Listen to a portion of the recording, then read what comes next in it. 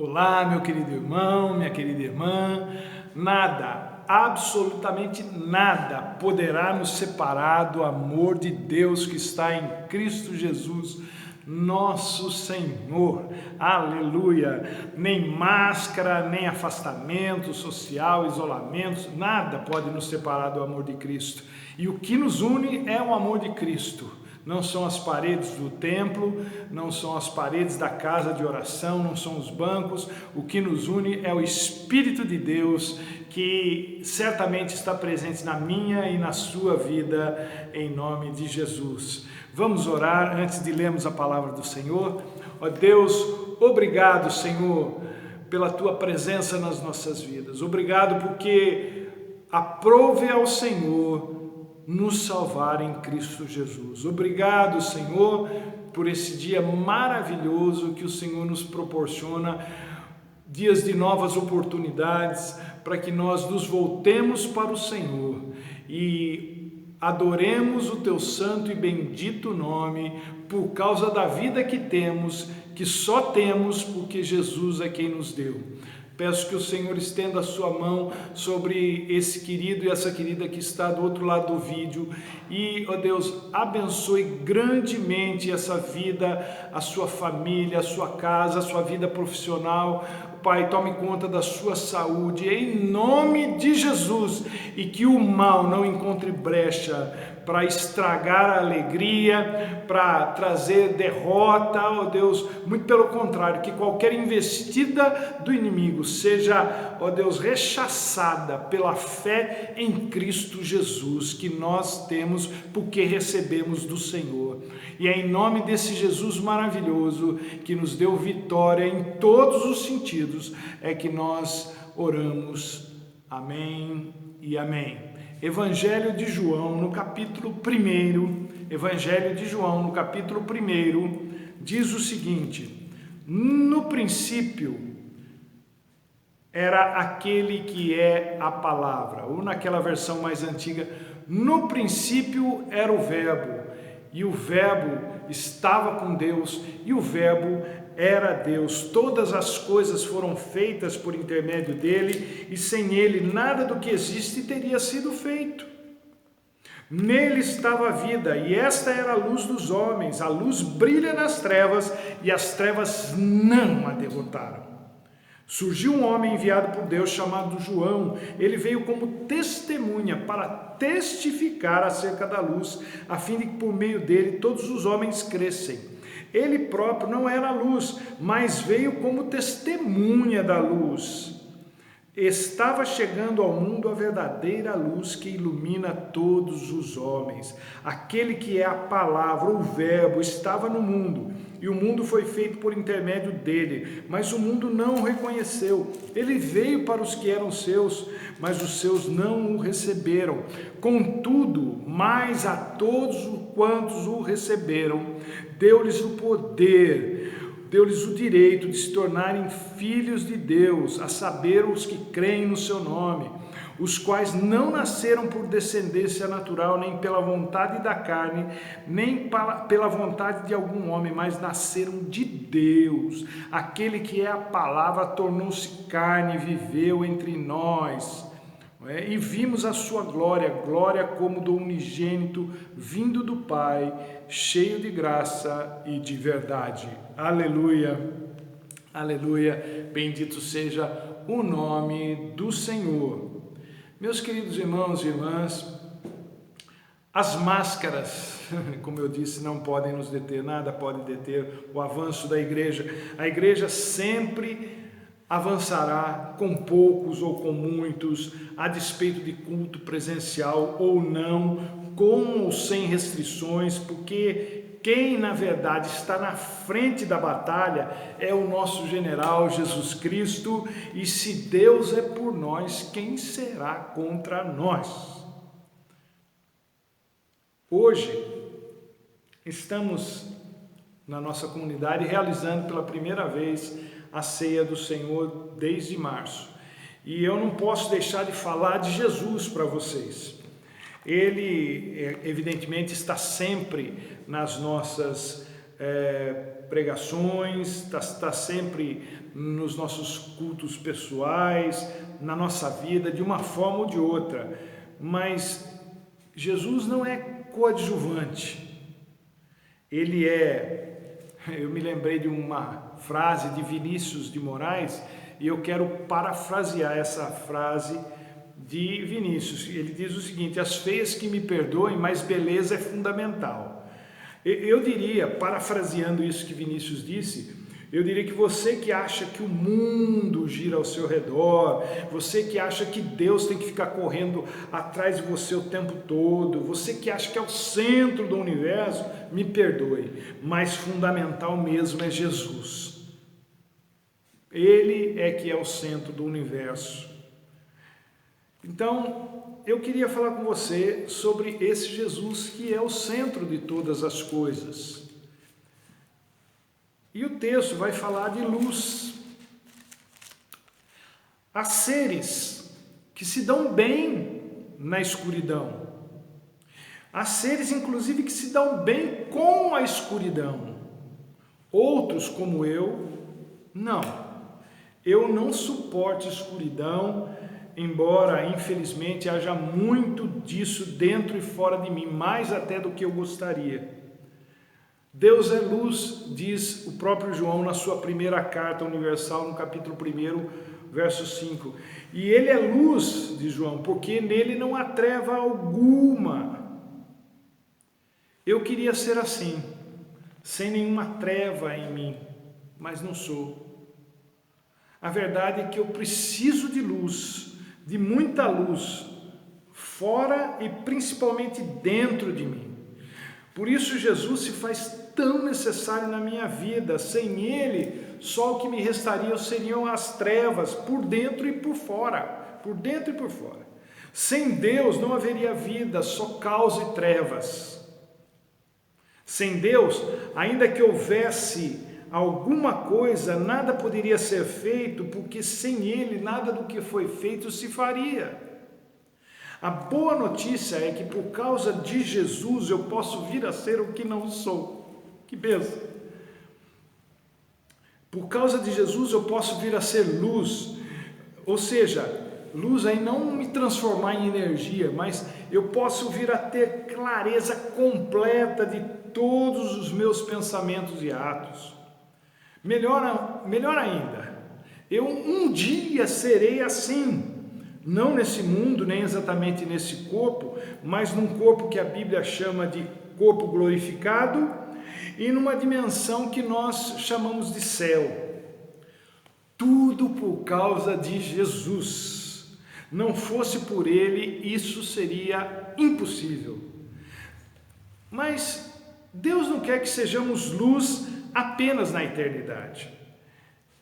É verdade que a gente não tem luz própria, a gente não tem como ser sol, mas talvez a gente possa absorver a luz de Jesus de forma que a luz que dele emana, possa passar por nós, ou chegar até nós, ou sair de nós, ser refletida no mundo que jaz nas trevas, que jaz no maligno, esse ambiente que se acostumou tão bem com a escuridão e que ignora completamente a necessidade da luz de Jesus.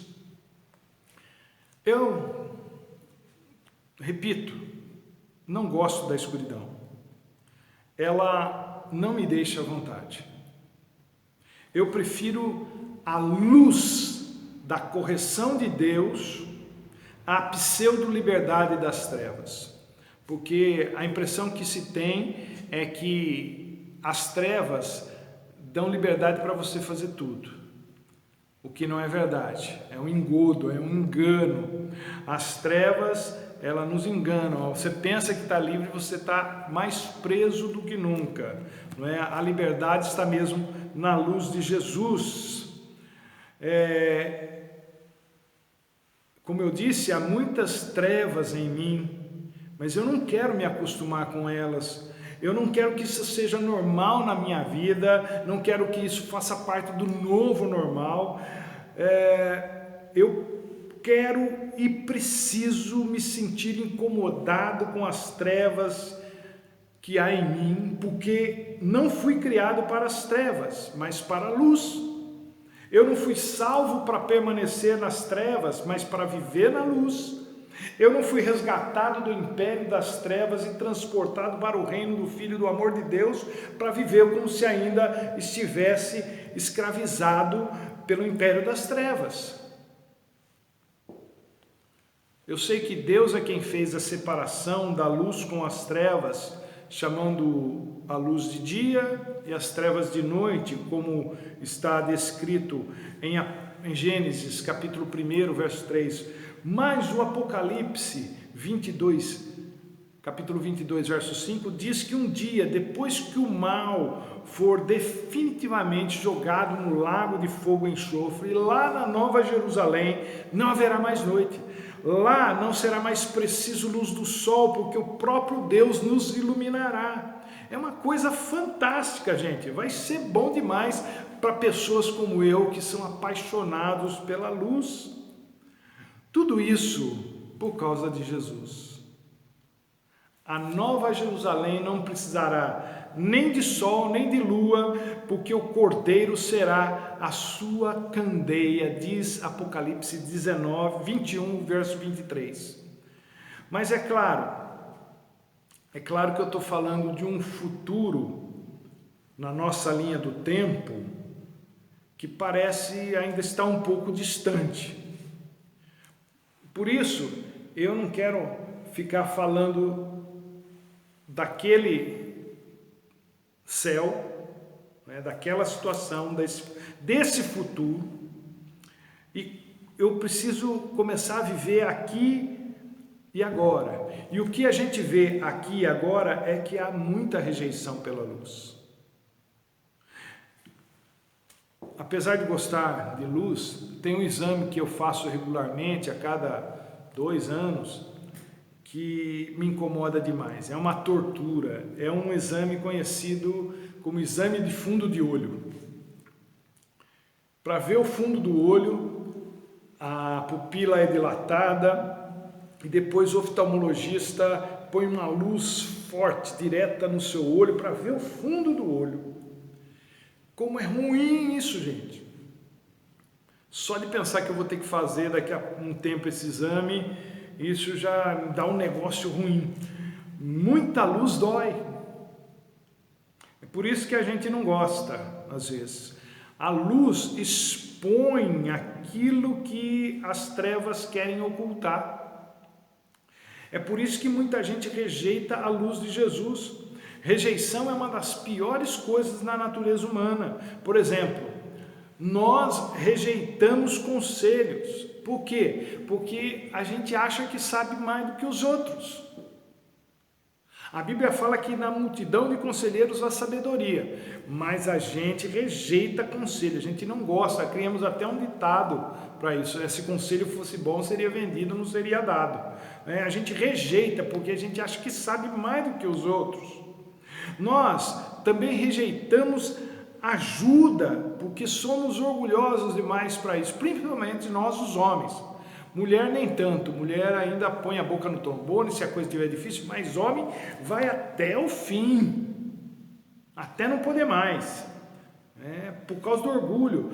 Nós rejeitamos o que somos, porque não aceitamos o que a Bíblia diz que somos. Nós rejeitamos comportamentos e posicionamentos alheios, posicionamento dos outros, porque achamos que todo mundo está errado e só a gente é que está certa. Então, o ser humano, ele rejeita tudo aquilo que ele acha que não convém, mesmo que seja algo bom.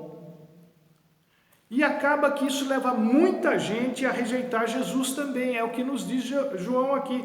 Jesus, veio para os seus e os seus não o receberam, não o aceitaram, os seus o rejeitaram, rejeitaram a luz. Tem um escritor, pastor do século passado chamado Tozer, A.W. Tozer, conferencista. Ele disse que esse versículo que diz que Jesus veio para os seus, mas os seus não o receberam, encerra duas notícias, traz duas notícias, uma boa e uma ruim. E é sempre assim, né, gente? Sempre alguém chega para você, eu tenho duas notícias, uma boa e uma ruim. Qual que você quer ouvir? Primeiro. Bom, eu quero só ouvir a boa, sempre. Ninguém gosta de notícia ruim, a não ser que seja na vida dos outros, mas da gente ele não gosta. E ele diz, Tozer, que o versículo traz não só uma notícia boa, uma notícia ruim, ele traz uma notícia espetacular e uma situação muito trágica. A notícia espetacular é que Deus veio habitar entre nós para resolver um problema que o homem nunca conseguiria resolver por si mesmo. E resolveu, Deus resolveu. Deus veio para resolver e resolveu. Mas em contrapartida, a situação trágica é que o povo rejeitou a solução de Deus. É que nem está se falando muito aí sobre as vacinas, sobre o Covid. Tem gente que fala, essa vacina dos russos, eu não vou tomar. Se vem, porque a pessoa se vem de lá, não pode ser coisa boa. Bom, diziam isso de Jesus também. Eu não estou defendendo a vacina, mas será que pode sair alguma coisa boa de Nazaré? Estavam se referindo a Jesus, né? E a gente sabe como Jesus é bom. Esses dias uma pessoa me contou que um casal, só para vocês verem o nível de rejeição que as pessoas têm com tudo, não é só com a luz, mas com tudo aquilo que pode possibilitar uma saída para a sua situação. Um amigo me contou que um casal da sua família se recusou a tomar a hidroxicloroquina só porque era o remédio do Bolsonaro.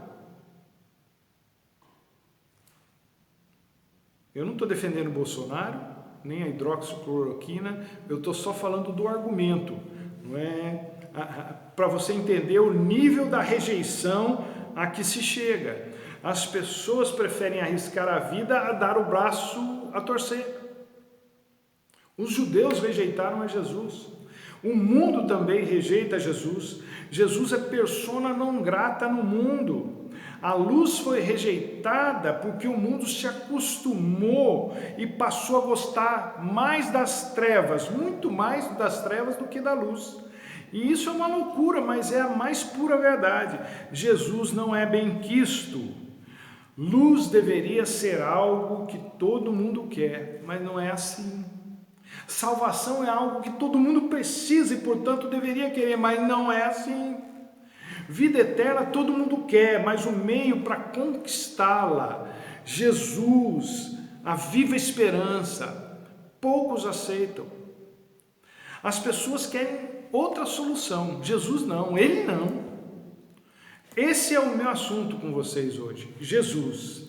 Ele é o motivo de estarmos aqui.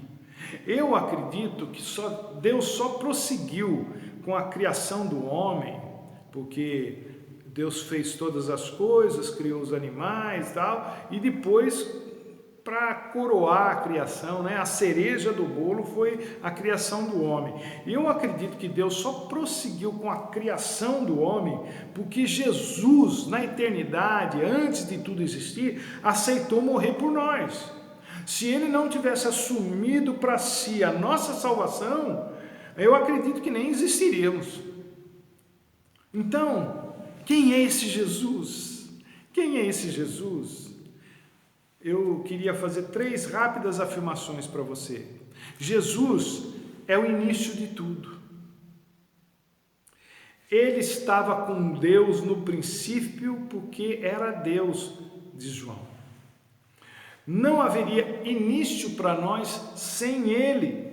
É nesse sentido que Paulo, em Colossenses 1, 15 e 16, vai dizer que Jesus é o primogênito de toda a criação, não porque fora criado primeiro, como se fosse criatura, mas porque por Ele, através dele, tudo foi criado. Ele é a razão da existência, da criação. Foram as mãos dele, foram as palavras dele, foram os planos dele, foi a decisão dele que deu lugar à criação. Jesus já estava lá antes que tudo existisse. Ele não é só criador de todas as coisas, como também é um autor e consumador da nossa fé, conforme nos diz Hebreus 12. Ele é o alfa e o ômega, o primeiro e o último, o princípio e o fim, diz Apocalipse 22:13. Jesus era antes de todas as coisas e o será eternamente. É muito difícil, quando a gente olha para a vida do ser humano, é muito difícil algo que começa mal terminar bem. Um casamento que começa mal não termina bem.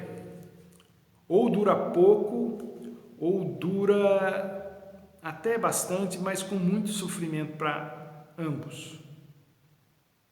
E casamento não é para ser sofrimento. Não é? Um negócio, um comércio, alguma coisa que começa errado, tem vida curta, não vai bem. Não é? Aí você pode dizer, com relação à humanidade, então, que a humanidade começou mal, por isso não vai terminar bem. Não, não é verdade. Não começou mal, não. A humanidade não começou no dia que nossos pais Adão e Eva pecaram. A humanidade começou no dia em que Jesus decidiu morrer por ela. Então, começamos muito bem, obrigado. E é por isso que aqueles que amam a Jesus, aqueles que amam a luz de Jesus, aqueles que o receberam, vão terminar bem os seus dias. É porque não tem fim. Mas Jesus não é só o princípio e o fim, Jesus também é o meio para tudo. Esse é o nosso segundo ponto. Jesus é o meio para tudo, ele é o caminho, a verdade e a vida que conduz ao Pai. Ele mesmo diz: sem mim nada podeis fazer, João 15:5. É interessante como os conceitos, eles são interligados. Os judeus, eles tinham uma ligação com esse negócio de terra prometida. E terra prometida na concepção deles é um lugar fantástico, é a terra dos sonhos de quem nunca teve terra. O caso deles, não é que um povo que havia sido escravizado por mais de 400 anos no Egito, desde o chamado de Abraão, eles nunca tiveram lugar na terra, não porque Deus não tivesse dado, até porque Gênesis 12, no chamado de Abraão, Abraão chegou logo na terra prometida. Deus diz para ele: você me segue aí que eu vou te mandar para um lugar que eu sei, é lá que você tem que ir. No versículo 6 do capítulo 12, Abraão chegou. O problema é que ele não ficou lá, ele desceu para o Egito. E daí nós temos todos os desdobramentos da história, e o povo acabou crescendo lá no Egito através da vida de José, dos seus irmãos que foram para lá, e depois desses 400 e tantos anos de escravidão, Deus os liberta, porque Deus queria que eles fossem para a tal da terra prometida, mas a jornada não seria fácil.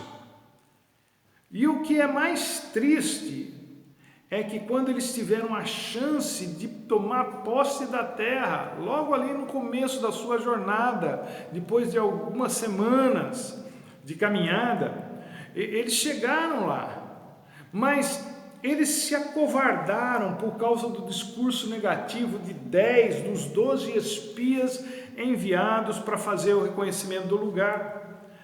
Então, na linguagem popular, eles nadaram, mas pouco antes de chegar à praia, eles voltaram para o mar aberto. E é isso que acontece com quem rejeita a luz de Jesus. Sem Jesus não se chega a lugar algum. Sem Jesus não se chega a propósito de vida, não se chega a Deus, simplesmente não se chega. Outro dia eu disse a vocês que eu sou obstinado por chegar. Meu negócio é chegar. Eu vou fazer uma viagem, eu não consigo tirar o meu foco do meu destino.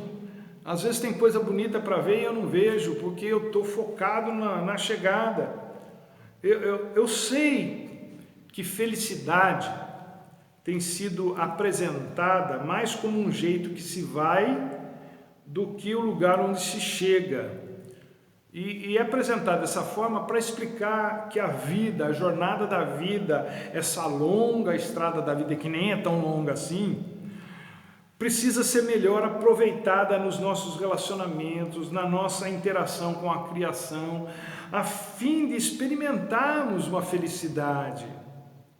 Eu mesmo já falei isso muitas vezes aqui, mas querem saber? Felicidade mesmo nós só vamos experimentar quando estivermos na presença de Jesus.